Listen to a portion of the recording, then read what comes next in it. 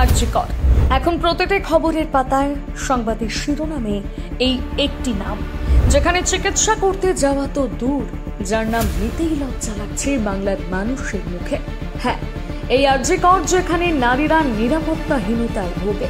তাই তো আজ আমাদের কাদম্বিনীর এমন পরিণতি। সমাজে বসবাসকারী মানুষরূপী হায়নাগুলোর চাহিদার শিকার হয়েছে মেয়েটি।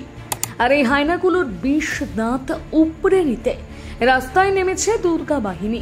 9 অগস্টের পর কেটে গিয়েছে 11 দিন, কিন্তু প্রতিবাদ বিন্দুমাত্র স্থিত হয়নি। উল্টে দিন যত গড়াচ্ছে বাংলা ততই উত্তাল হচ্ছে। সেই সাথে সরকার এবং প্রশাসনের বিরুদ্ধে একের পর এক প্রশ্ন উঠছে। বিশেষ করে সরকারের বিশেষ 5টি ভুলের জন্য বাংলা আজ অগ্নিগর্ভ। এমনকি এই বিষয়ে শাসক দলের নেতারা পর্যন্ত একমত। কি সেই 5টি বড় ভুল? দেখুন। প্রথম ভুল, ধামাচাপা দেওয়ার চেষ্টা। সবার আগে সরকারের এবং প্রশাসনের ভুলটি হচ্ছে দোষ ধামাচাপা দেওয়ার চেষ্টা। যেদিন সকালে আরজি কর সেমিনার হল থেকে কাদম্বিনীর দেহ উদ্ধার হয়, ঠিক সেই মুহূর্ত থেকে ঘটনাটি ধামাচাপা দেওয়ার চেষ্টা করতে থাকে পুলিশ আধিকারিকেরা। এমনকি ঘটনার সত্যতা লুকিয়ে কাদম্বিনীর বাবা মাকে আত্মহত্যার কথা বলে ডেকে পাঠানো হয়। শুধু তাই নয়, বাবা মাকে নিজের সন্তানের মুখটুকু ঠিকভাবে দেখতে দেয়নি পুলিশরা, বরং উল্টে তড়িঘড়ি করে দেহ পরীক্ষা করতে পাঠিয়ে দেওয়া হয়। এমনকি শীঘ্রই কৃতকার্য শেষ করে দেওয়া হয়।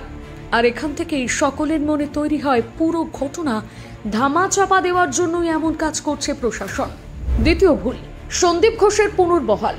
আরজি কর কাণ্ডের বড় ভিলেন আরজি কর মেডিকেল কলেজের প্রিন্সিপাল সন্দীপ ঘোষ, যার বিরুদ্ধে দুর্নীতি থেকে শুরু করে চিকিৎসায় গাফিলতি, নিরাপত্তায় গাফিলতি, বিভিন্ন রকমের অভিযোগ রয়েছে। আর সেই ব্যক্তির পদত্যাগের দাবিতে উত্তাল হয়ে উঠেছিল গোটা বাংলা। যদিও চাপে পড়ে প্রিন্সিপাল পদত্যাগ করে, কিন্তু তারপর ঘটে অন্য কাহিনী। রাজ্য সরকার কি করে? সেই সন্দীপকে ন্যাশনাল মেডিকেল কলেজের অধ্যক্ষ করে দেয়। ব্যাস, সেই থেকে জনতার মধ্যে ক্ষোভের আগুন ধিক ধিক করে জ্বলতে থাকে।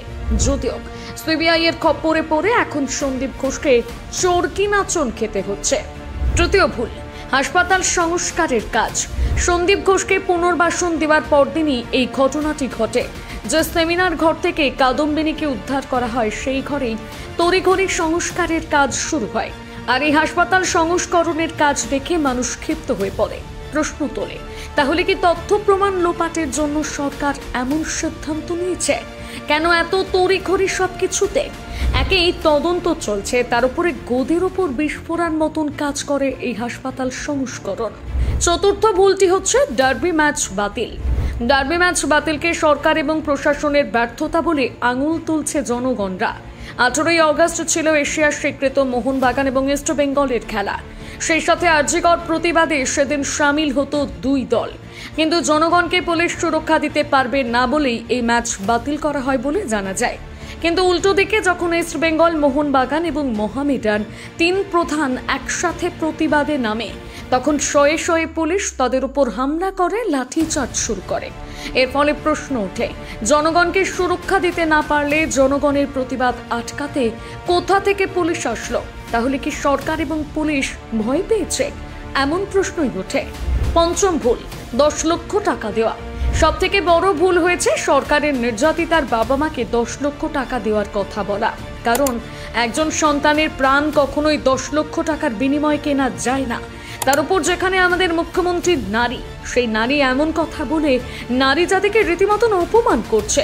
শুধু তাই নয়, অনেকে দাবি করছেন 10 লক্ষ টাকা দিয়ে ভয় দেখিয়ে কাদম্বিনীর বাবা মায়ের কণ্ঠ রোধ করা হচ্ছে। এমন জঘন্যমূলক কাজ দেখে ক্ষোভে ফেটে পড়ে জনগণ। আর ঠিক এই 5টি ভুলের কারণে সরকারকে ধিক্কার জানাচ্ছে জনগণেরা। মুখ্যমন্ত্রীর পদত্যাগের দাবি তোলা হচ্ছে। প্রতিবেদনটি লিখেছে সুনন্দা মান্না, কণ্ঠেরিয়া সরকার, গ্রাফিক্স করেছে শুভঙ্কর সরকার। বাংলা হান্টের আরো নিত্য নতুন প্রতিবেদন দেখতে নজর রাখুন আমাদের পেজে।